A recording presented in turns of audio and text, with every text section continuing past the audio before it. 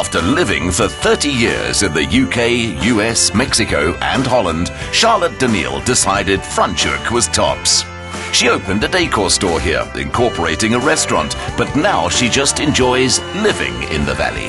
Lovely to see you. Lovely to be here. Thank you very much. Now, the first thing I notice is this very impressive door in your entrance. Isn't it divine? It's from Argentina. We found it and it's fitted exactly into this space, and it still has the old slot where the letters go that says cartas. You know, the door is lovely, but Franschhoek is all about the view, so I'm dying to show you the view. Another spectacle are the interiors, all under textured poplar trunks from their carefully managed reserve in the Karoo. These exposed beams are such a statement, and this table, this is so Charlotte Daniel. Well, I don't like very regimented decor, so as far as I'm concerned, it's very somber. Great, we're getting distracted. The view. For someone who spent so many years in the very level landscape of the Netherlands, the mountains here are dramatic and enticing. This is a view, and the architecture of the house very much blends in with what one expects from the style of Franschhoek. Oh, definitely. It's in the Cape vernacular, and what we did is we designed two spaces that resemble two barns and connected it with a skylight. And with this veranda, I can imagine that you spend a lot of time living towards the outdoors. We spend our lives really during the summer on this veranda with this incredible view. You've created visual interest at different levels on the veranda. What I've done is I've used pedestals and put pots on top of them, which is one of my favorite ways of filling a space. I happen to have these very dark, beautiful rubber plants, but I very often also do cacti. You can do anything. The scale is what I love. It's actually quite a relief coming inside because it's a lot cooler in here, almost sheltered from the Franschhoek heat, but it's also a bit darker. Yes, it is, and I'll tell you why. Because originally we weren't allowed to have a covered veranda. It had to be a pergola. It was part of the building regulations. Then the rules changed, and we could have a covered veranda, and that made the room a little darker. But then, luckily, I found these fantastic industrial window frames, and we had mirrors put in to them, and that's given us a lot more light. Ah.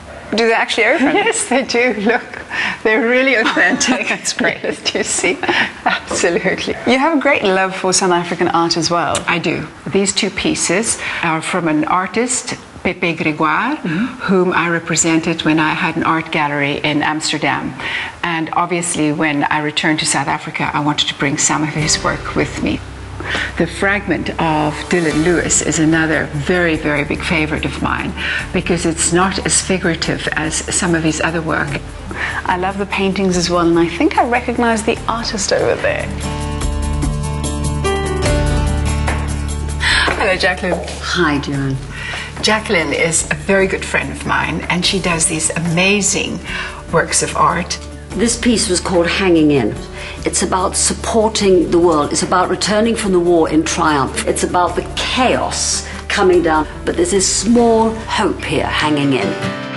I have another piece of Charlotte's, which I know Charlotte loves to bits. I use the word thread because I do thread. There is a common thread, and that one is called Markings, and that was about repairing and stitching and our souls being unpicked at night and repaired during the day. I'm just thrilled to have them in Charlotte's house. I mean, what a place to hang them. I'm thrilled to have them here. The simplicity of design, so typical of the lowlands of Holland, had a big influence on Charlotte. This is one of the guest bedrooms, and as you can see, it's all done in blue, shades of blue, and the headboard is shutters that I found in an old antique store, and we had them painted in the same color as the curtains that were specially dyed for me in Belgium. And as you can see, the curtains, the linen is absolutely fantastic. It's a beautiful heavy linen, and because of that I don't even seam it. I just leave it unseamed, which I really prefer. I love this because it's almost perfect in its imperfection, Totally. frayed edges. But we'll just hide it a bit. For the 16 years Charlotte ran her celebrated Franschhoek interiors shop La Grange, Her flair influenced countless homes. Her master suite captures the style perfectly. Another very interesting headboard, which seems to be a recurring theme throughout your home. Well, this one is from India. It used to be a room divider and it stood on two supports. So we chopped off the supports and stuck it against the wall. And because the room is so huge, it obviously needed quite a large headboard. And I think it works. What do you think? I definitely think it does. Another thing that most certainly works is your table. And by now I've noticed if there's an interesting table, it's probably got a Charlotte Daniel stamp on it. It is another one of my tablescapes.